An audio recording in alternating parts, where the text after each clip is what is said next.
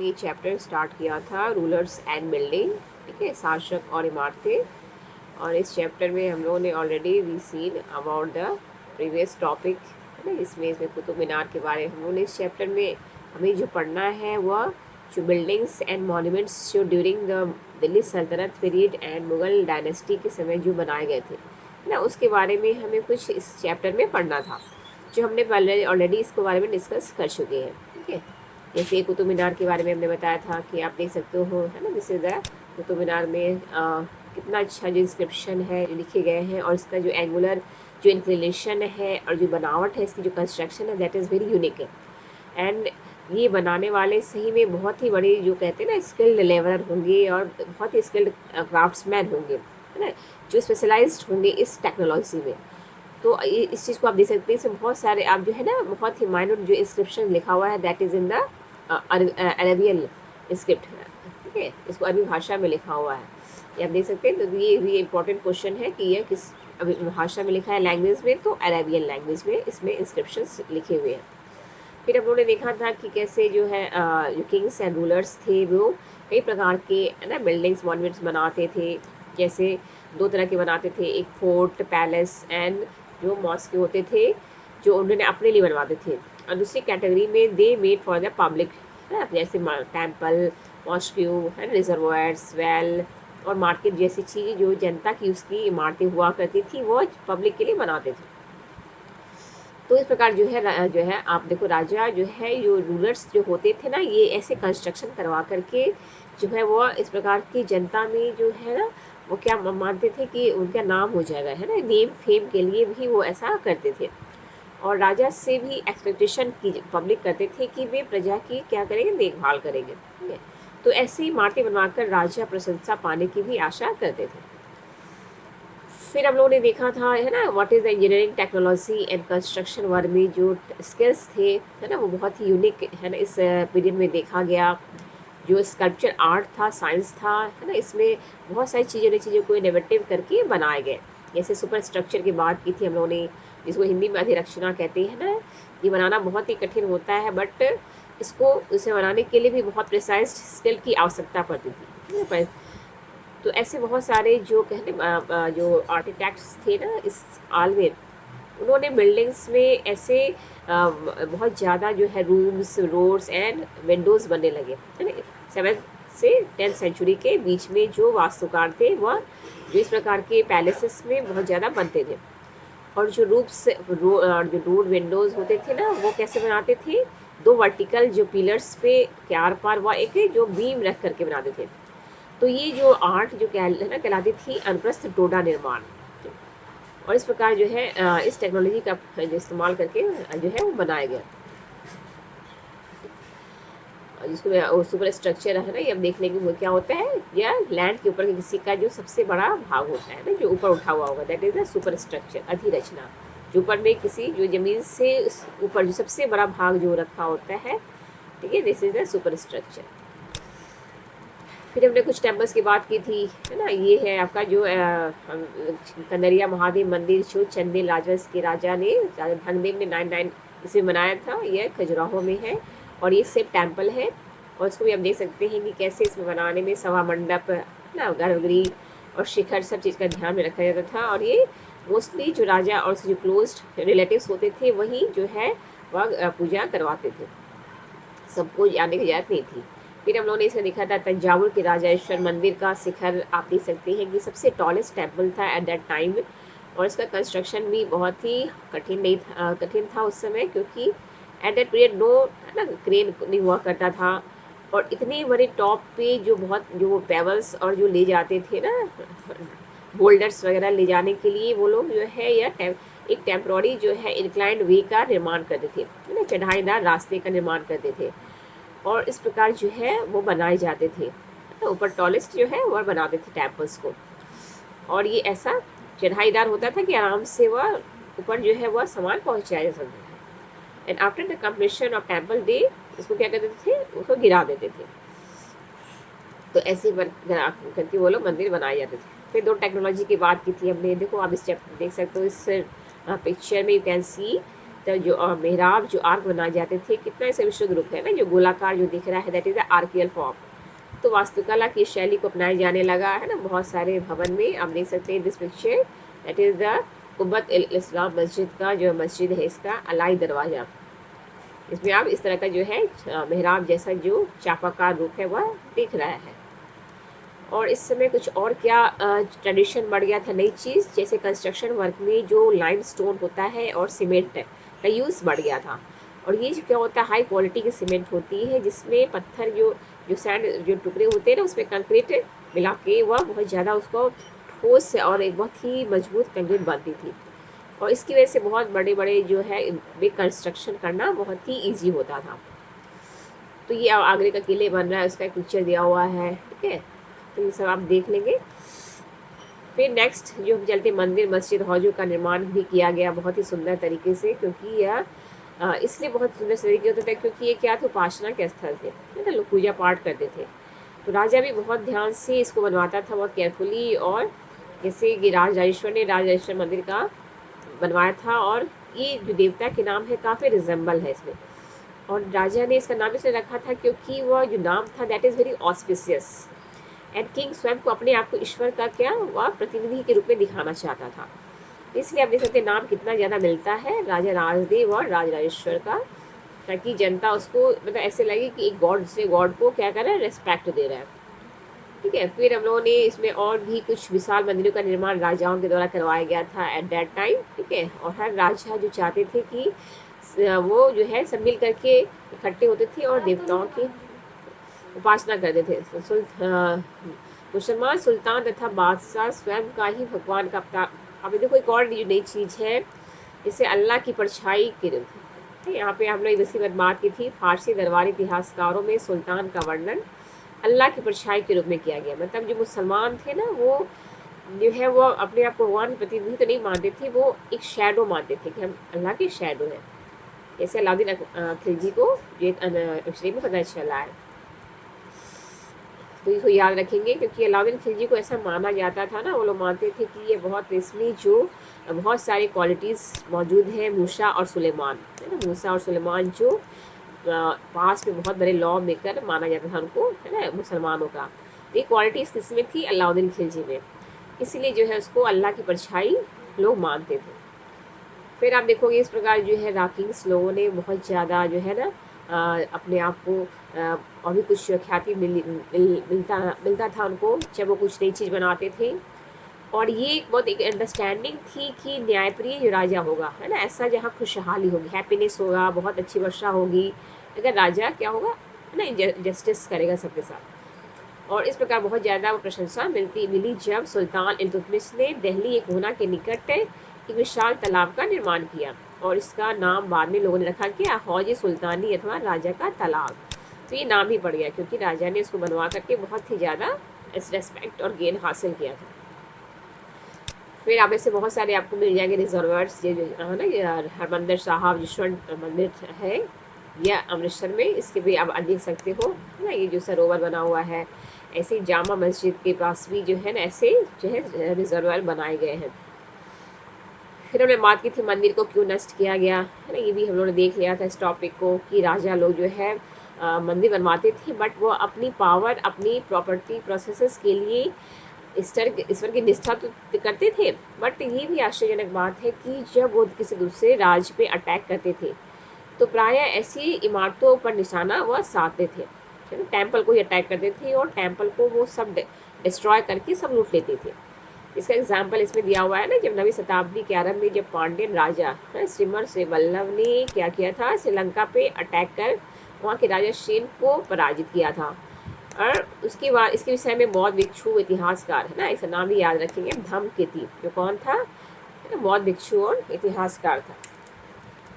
तो वो ही बताता है कि उसने बहुत सारी चीज़ें वो क्या है वह ले गया था, है ना, बहुत सारी बहुमूल्य चीज़ें।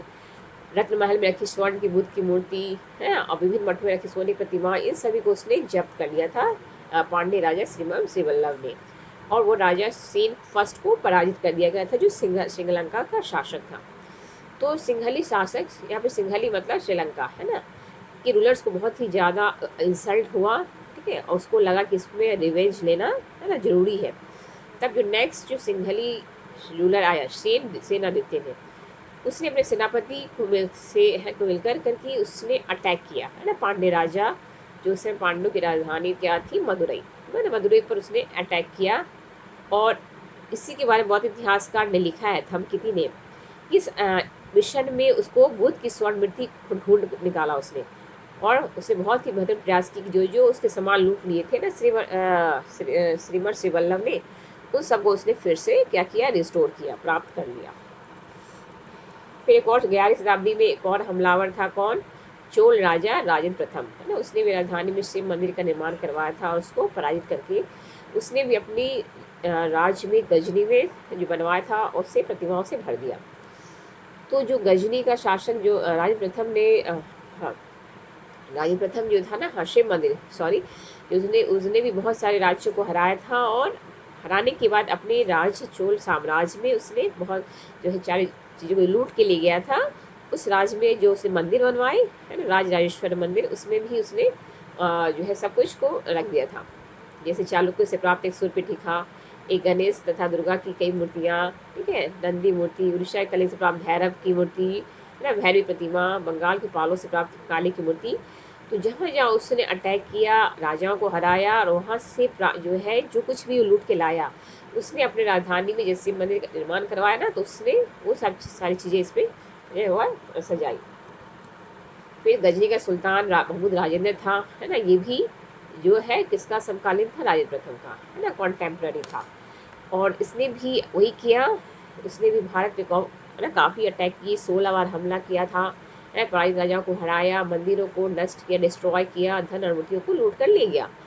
तो उस समय सुल्तान महमूद ने बहुत बहुत इम्पोर्टेंट शासक तो नहीं था, लेकिन उसने जहाँ भारत पे आया तो उसने यहाँ पे सिर्फ टेम्पल को ही डिस्ट्रॉय किया, खास तौर से सोमनाथ के मंदिर को तो उसने कई बार डिस्ट्रॉय किया। और उसका एक मेन जो इसका उद्देश्य था, है ना, मंदिर को निशाना बनाने का, कि वो अपने आप को इस्लामी योद्धा के रूप में जो दिखाने का उसने प्रयास किया कि हम बहुत बड़े क्या है, इस्लामी वॉरियर हैं। और इस प्रकार आप देखोगे ऐसे करके ये लोग जो है राजा लोग, रूलर्स लोग दूसरे राजाओं को पराजित करते थे और लूट करके ले जाते थे। फिर हमने नेक्स्ट टॉपिक है बाग, मकबरे तथा किले। तो मुगलों के दिन वास्तुकला और जटिल हो गई, है ना, बाबर, हुमायूं, अकबर, जहांगीर, है ना, ये सब जो थे, इन्होंने साहित्य कला और जो है ना, आप बात करोगे बहुत ही ज़्यादा उसको व्यक्तिगत रुचि देते थे। तो अपनी आत्मकथा में बाबर ने औपचारिक बागों की योजनाओं को बनाने में अधिक रुचि का वर्णन किया। उन्होंने बताया कि अक्सर ये जो बाग बनते थे ना, दीवारों से घिरे होते थे, और ये कृत्रिम नहरों द्वारा 4 बागों में ना आयताकार अहाते में थे, जिसमें आप देख सकते हो, है ना, ऐसे 4 बाग बनाने की परंपरा का विचार बाबर ने अपनी आत्मकथा में दिया है, जिसको 4 बाग कहते हैं, क्योंकि 4 समान हिस्सों में बटा होता था, that's why it is called 4 बाग, है ना। तो इसको भी आप याद कर लेना ना, ये 4 बाग कहलाते थे। तो 4 बाग परंपरा, उसके बाद परंपरा जो शुरुआत हुई किसी समय में, अकबर के समय में, और बहुत ही बनाए गए सुंदर सुंदर 4 बाग कश्मीर में, आगरा, दिल्ली में। इसको बनाने वाले कौन थे, ज़्यादातर जहांगीर और शाहजहां ने बनवाया था।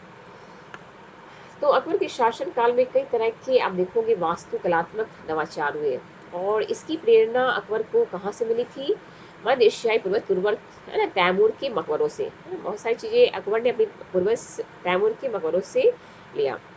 और उसने जो बनाया था ना सबसे, हुमायूं का मकबरा, इसमें सबसे पहली बार उसने केंद्रीय गुंबद जो बहुत ऊंचा था, और जो ऊंचा प्रवेश द्वार था, है ना, जो एंट्रेंस था, दैट इज़ वेरी हाई, जिसको पिस्ता कहते हैं। तो ये मुगल वास्तुकला के महत्वपूर्ण रूप बन गए, इसको अकबर ने बनवाया था। आप देख सकते हैं इस हुमायूं टॉम को, this is the Humayun Tom, और यहाँ पे आप देखो कितना बड़ा गोल गुंबद है, this is a very highest Tom. और इसमें जो है ना औपचारिक 4 बाग भी आपको दिख रहा होगा, है ना, यू सी हियर, 1 2 3 4, और ये बहुत ही, है ना, 4 बाग बीच में आप नहर देख रहे हैं, तो ये 4 बाग का बहुत ही अच्छा एग्जाम्पल है, आप देख सकते हैं इसमें। और इसमें आप देखोगे जो बनाया गया है ना इस मकबरा को, इसमें 8 स्वर्ग तथा हस्त विहिस्त की परंपरा। हस्त विहिस्त मतलब क्या होते थे, मानते थे ये स्वर्ग जैसा है, जिसमें एक सेंट्रल कक्ष होता था जहाँ मेन मकबरा होता था, और 8 कमरे होते थे। तो इस इमारत का निर्माण लाल पत्थर, बलुआ पत्थर से किया हुआ, और किनारे सफ़ेद संगमरमर से। तो इसको भी आप याद कर लेंगे, है ना, ये सब क्वेश्चंस बनते हैं, इम्पोर्टेंट है। नेक्स्ट है हमारा ये, है ना, किसके बारे में बताया, शाहजहां के शासन काल में मुगल वास्तुकला में और भी ज़्यादा, है ना, परिवर्तन किया गया। शाहजहां के शासन काल में तो अनवरत कंस्ट्रक्शन वर्क चलता रहा, विशेष रूप से आगरा और दिल्ली में। और सबसे इम्पोर्टेंट जो था पब्लिक के लिए व्यक्तिगत, है ना, असेंबली के लिए इसने जो बनाए थे ना असेंबली हॉल, उसका नाम क्या है, दीवाने खास और दीवाने आम। तो जो बहुत ही इसको केयरफुली इसने बनाया था। और एक विशाल आंगन स्थित जो दरबार चहल सुतुन अथवा 40 खम्भों की सभा भवन जो कहलाते थे, इसको जो बनवाया था इसने 40 खम्भे थे, इसलिए वो चहल सुतुन कहलाता था। तो शाहजहाँ की जो असेंबली हॉल था, ये जो कैसा था, उसने बनवाया था मस्जिद से मिलता जुलता। इसमें सिंहासन जिस मंच में रखा था उसको प्राय किबला कहते हैं। किबला मतलब नमाज के दौरान मुसलमानों के सामने की दिशा। तो सब जो टर्म्स है इसको याद कर लेना, क्योंकि जब मानो जब है ना समय चलता था ना दरबार, उस समय प्रति व्यक्ति जो उस पर मुझे बैठता था जहाँ पे राजा का सिंहासन है।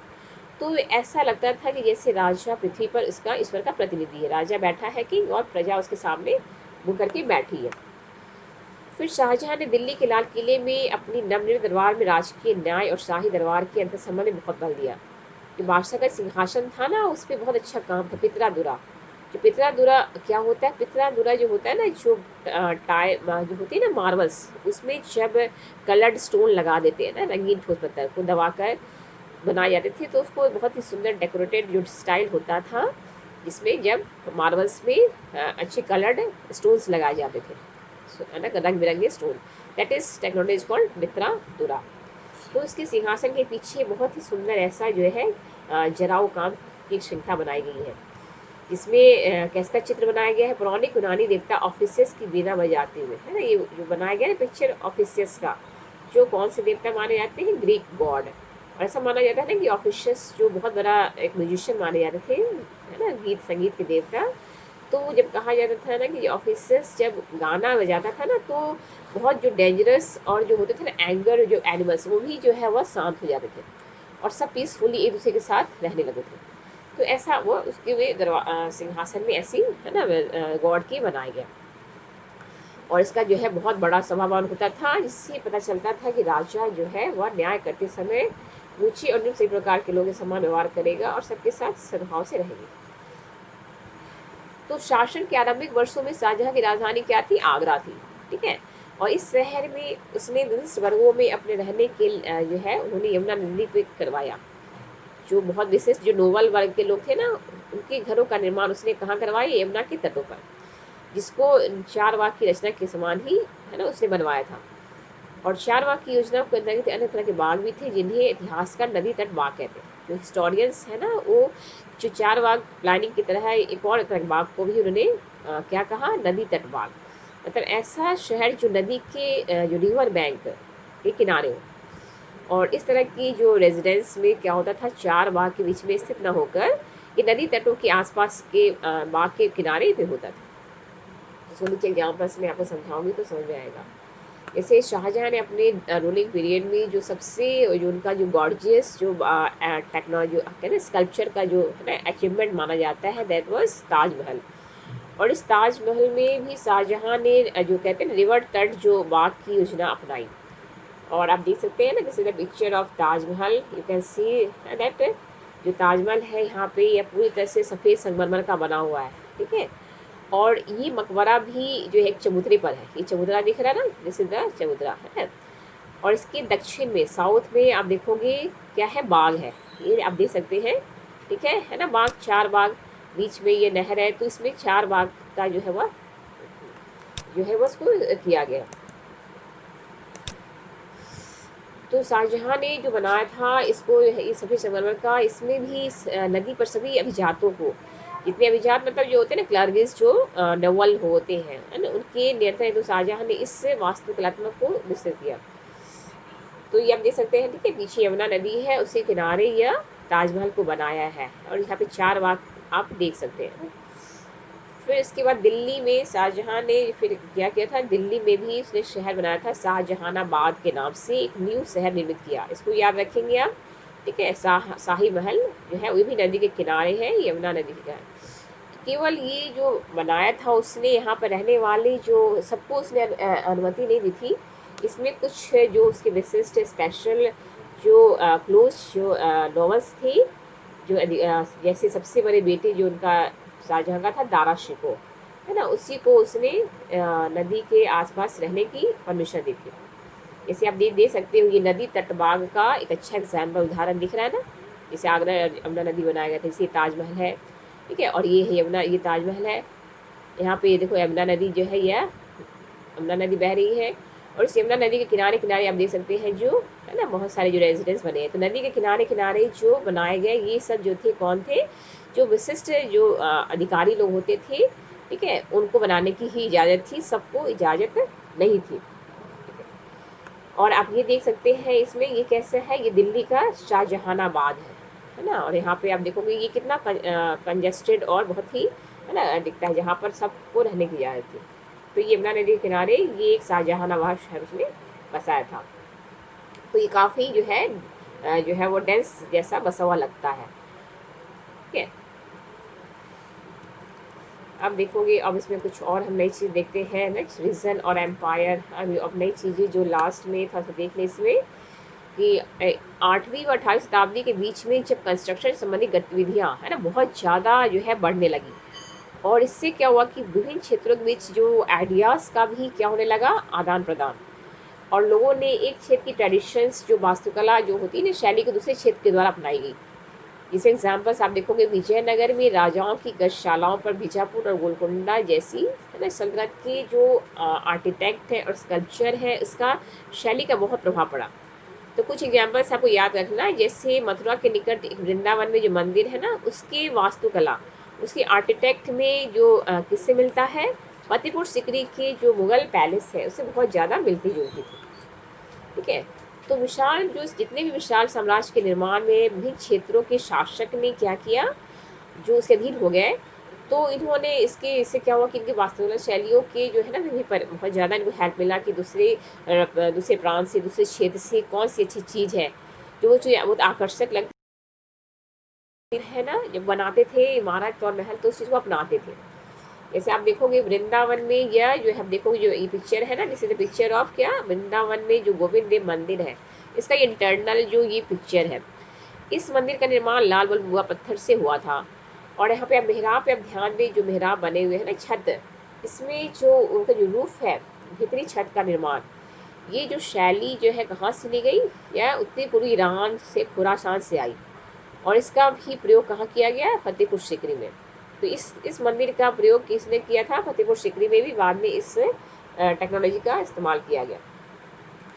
तो मुगल जो रूलर्स थे भी अपने बिल्डिंग्स में क्षेत्रीय जो रीजनल जो होता था ना वास्तुकल्चर जो आर्किटेक्ट, इस स्टाइल को बहुत ही वो अपनाने में एक्सपर्ट थे। जैसे फॉर एग्जाम्पल्स बंगाल में जो लोकल रूलर्स ने जो हैचेड जो कहते हैं ना जो टेम्पल्स बनवाया, उस छत का निर्माण भी उसने अपने पैलेसेस में करवाया। तो मुगलों को ये जो डोम ये था ना बंगला डोम, दैट इज़ उनको बहुत अच्छा लगा। इसको हम लोग इसके बारे में चैप्टर 9 और 11 में और पढ़ेंगे, ठीक है, 11 और 12 में। तो मुगलों को ये डोम जो है ना बंगला डोम इतना पसंद आया कि उसने अपनी आर्किटेक्ट में इसका प्रयोग भी किया, और इस क्षेत्र का प्रभाव भी बहुत स्पष्ट था। और फिर अब अकबर की राजधानी फतेहपुर सिकरी की कई जो इमारत है जो बनाए उसने पैलेस और फोर्ट्स, वो उसकी शैली कहाँ से लिया, उसने स्टाइल कहाँ से अपनाया, गुजरात व मालवा। तो इसको याद कर लेंगे आप, ठीक है।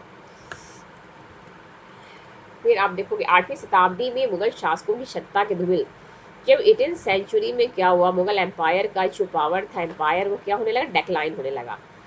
तो इसके बाद भी ऐसा नहीं था, उनके जो आश्रय में विकसित जो आर्किटेक्ट जो स्टाइल था इसका जो प्रयोग लगातार होता रहा, और अदर रूलर्स ने भी जब ये खुद के अपने स्वतंत्र स्टेट इस्टेब्लिश किए तो उन्होंने यह स्टाइल को अपनाया। इसमें आप ये देख सकते हैं किसका चित्र है, ये है फतेहपुर सिकरी के जोधाबाई महल में, है ना। जो आप जो छत देख रहे हो ना, छत का जो एक्सपेंशन है, संभालने वाले जो ये जो स्तंभ दिख रहा है, दैट इज जो डेकोरेटेड जो है क्या है ना, पिलर्स और टेक जो ऊपर दिख रहा है, ये गुजरात कहाँ से लिया गया, ये गुजरात की वास्तु जो कलात्मक परंपराओं से प्रेरित है, प्रभावित है। तो ये जो टैग कहाँ से ली गई, फतेहपुर सिकरी का जोधाबाई महल को जो स्टाइल है उसको लिया गया गुजरात के ना आर्किटेक्ट्स ट्रेडिशन से अपनाया गया। तो ऐसे करके एक राजा दूसरे राजा को जो एक बीच में जो है अपनाते थे। अब ये थोड़ा सा लास्ट में देख लो तो क्या है, ये जो स्काई स्कैपर्स चर्च की बात हो रही है, कहाँ की, ना 12वीं शताब्दी में फ्रांस के जो भवन बनाए गए हैं ना, बिगनिंग्स में जो पैलेसेस बनाए गए थे, उसको कंपेयर किससे किया गया है? बहुत ही हाईएस्ट व लाइट चर्च के निर्माण के प्रयास से। ठीक है, तो जो पहले जो बनते थे ना काफ़ी भारी बनते थे, मतलब बहुत ही ज़्यादा भारी होता था और काफ़ी उतना ज़्यादा ऊंचा नहीं होता था। बट अब जो है क्या हुआ, वास्तुकला की शैली में जो आरंभिक अधिक ऊंचा और जो चर्च होता था ना काफ़ी लाइट वेट का। ठीक है, तो ऐसे जो है वो चर्च बनने लगे जो बहुत ही ऊंचे ऊंचे लगता था कि आसमान स्काई स्क्रैपर्स है। तो ये वास्तुकला की जो एक नई शैली थी जिसको गौथिक के नाम से जाना जाता है, तो इसको भी आप याद करें गौथिक क्या होता है। तो इस स्टाइल की क्या क्या कैरेक्टर विशेषता है? नुकीले ऊंचे मेहराब, ठीक है, रंगीन कांच का प्रयोग, आप देख सकते हैं जो कलर्ड ग्लास का प्रयोग बढ़ने लगा, और प्रायः जो इसमें बाइबल से लिए गए कुछ पिक्चर्स को भी इसमें बनाए गए हैं ना, बाइबल की जो इनकी चित्र है, और उड़ते हुए पुश्ते। तो दूर से देखने वाले ये जो ऊंचे ऊंचे मीनार आप देख रहे हैं ना, कितने ऊंचे ऊंचे जो मीनार है ये दिख रहा है, और घंटी बजाने वाले जो बेल्स होते हैं ना वो सब भी है इसमें दिख रहा है। तो ये जो है इसका सबसे इस टेक्नोलॉजी का वास्तुकला का सबसे अच्छा जो एग्जाम्पल है वो पेरिस का नॉट्रे-डेम चर्च है। ठीक है, और इसका कब बना था? ये 12वीं और 13वीं शताब्दी में कई दशकों में इसका निर्माण हुआ था। तो वही पीरियड है मुगल काल के जो समकालीन जो कंटेम्प्रेरी पीरियड में फ्रांस में ये सारे कंस्ट्रक्शन चल रहा था जो बिल्कुल अलग नई शैली का है, जिसको क्या कहा गया? गोथिक शैली। ठीक है, तो इसको आप गोथिक शैली कभी कभी आता है ना कि क्या होता है, तो गोथिक शैली यूरोपियन शैली थी।